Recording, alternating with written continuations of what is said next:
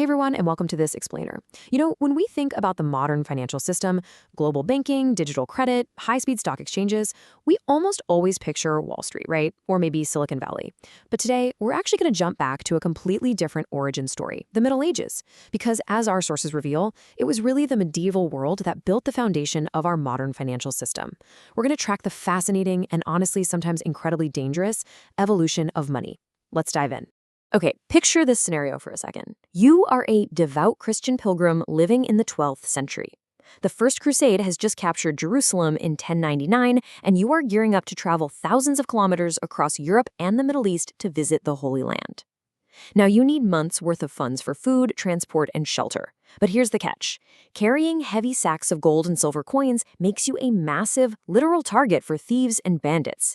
It's an incredibly dangerous physical burden. So how on earth do you survive a journey like that with your wealth intact? Well, in this explainer, here is our roadmap to uncover how they solved that. We'll be making 5 quick stops: the danger of physical money, the Templars as the first bankers, the rise of a medieval dollar, the sin of usury, and finally, the invention of the financial market. Starting with Section 1, the danger of physical money. While metal coins were definitely a huge step up from the inefficiencies of bartering, for a medieval traveler, carrying all that metal created a heavy, dangerous security nightmare. Which brings us to Section 2, Templars, the first bankers. These guys went from being holy warriors to, well, something else entirely. By 1185, operating out of their Temple Church right in London, the Knights Templar actually became the world's first international private bankers. They dedicated themselves to protecting those vulnerable pilgrims we talked about, and they came up with a genuinely brilliant 3-step solution. First, a pilgrim would walk into the Temple Church in London and deposit their physical gold.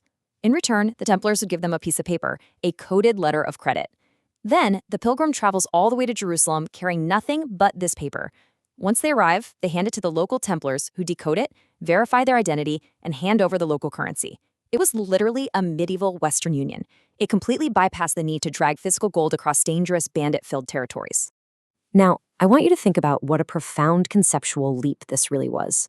We are shifting from physical money, which is heavy, dangerous, and trapped by geography, to the bill of exchange, or as the sources call it, the cambium per letters. Suddenly, money became abstract credit. It became highly secure, and most importantly, it freed wealth from spatial limitations. You no longer needed the actual gold in your pocket to prove you had wealth. This was an absolute game changer for the concept of value in space. All right, moving to Section 3, the florin, the medieval dollar. Because as urban trades started to absolutely boom in the 13th century, merchants desperately needed a currency everyone could trust. You see, dynamic cities were growing fast, powered by new tech like urban mills for metallurgy and brewing. But with all this explosive cross-border trade, merchants hit a major roadblock: fragmentation. There were just way too many different local coins floating around, making international trade a total headache. Enter the Florentine florin. This beautiful 18-karat gold coin from the mid-13th century Republic of Florence featured a fleur-de-lis on the front and St. John the Baptist on the back. Its weight and purity were so incredibly consistent that it ended up replacing older currencies like the Byzantine solidus entirely. It was copied and imitated all over Europe, from England to Aragon, becoming the absolute gold standard of international trade. It really was, for all intents and purposes, the medieval dollar. Let's look at Section 4, the sin of usury. Because right as this system was taking off, it faced a massive theological hurdle that threatened to destroy it from the inside out. To really grasp this tension, we can turn to historian Jacques Le Goff and his historical anthropology of the Middle Ages. He points out that while medieval money changers were operating in this super dynamic, bustling environment, it was also deeply fraught with religious anxiety. The core issue here was usury. Simply put, usury is the act of charging interest on loans. Now, to the medieval worldview, which was of course heavily dominated by the church, making money from money was seen as highly unnatural and deeply immoral.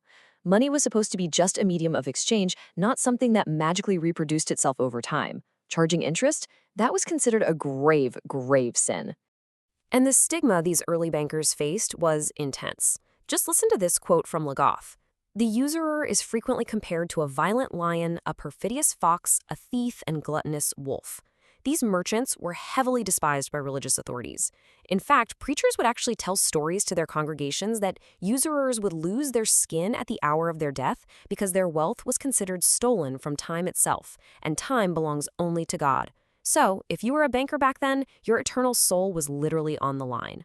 So, how in the world did a society that believed bankers were destined for hell end up building global finance? Well, Le Goff identifies four really fascinating historical catalysts that slowly made interest acceptable. First, the idea of justice, basically recognizing the very real risk that a lender might just not get paid back. Second was caritas, or charity, since all this new banking wealth helped fund massive cathedrals and religious orders. Third was a growing respect for wage labor. But the ultimate catalyst, it was truly incredible. It was the theological concept of purgatory. This anthropological shift meant that instead of going straight to hell, a banker could now expiate their sins in purgatory, save their soul, and eventually reach heaven. This theological loophole literally gave bankers the spiritual clearance they needed to keep operating. And that leads us to Section 5, the invention of the financial market. With their souls finally secured, these merchants were unleashed to build the framework of modern finance. You can draw a direct line right from these medieval innovations to our modern world. Check this out. In Bruges, around 1285, merchants would gather at the house of the Van der Beurs family. Their family coat of arms actually featured 3 purses. And that is exactly where we get the word bourse, or bolsa, the direct ancestor of the modern stock exchange. Fast forward to the International Fairs of Lyon in 1555. Italian merchants weren't trading physical goods there anymore. They were literally sitting at desks, trading debt via bills of exchange, constantly translating purchasing power from one city to another. It's the exact blueprint for today's Forex and international banking clearing systems. To make this incredibly complex international system run smoothly, these merchants created something called the écu de marque. Since they were constantly transforming personal obligations into internationally tradable debt through those letters of exchange, they basically invented their own private, borderless money. This was a brilliant maneuver because it allowed them to operate outside the control of sovereign rulers. Powerful monarchs like King Philip IV of France, who actually owed massive debts to the Templars and violently attacked them just to avoid paying, couldn't easily control or tax this abstract, private banker's money. So we've seen how the Middle Ages abstracted money from heavy, dangerous metal coins into a conceptual idea of credit written on a piece of paper. It was a total revolution of trust and technology. Which brings me to a final provocative thought to leave you with. If money became an abstract idea of credit way back in the Middle Ages just to solve the problems of physical borders and security, what is it going to become next as we dive even deeper into our own digital age? Thanks for joining me on this explainer. Keep questioning the systems around you and keep learning.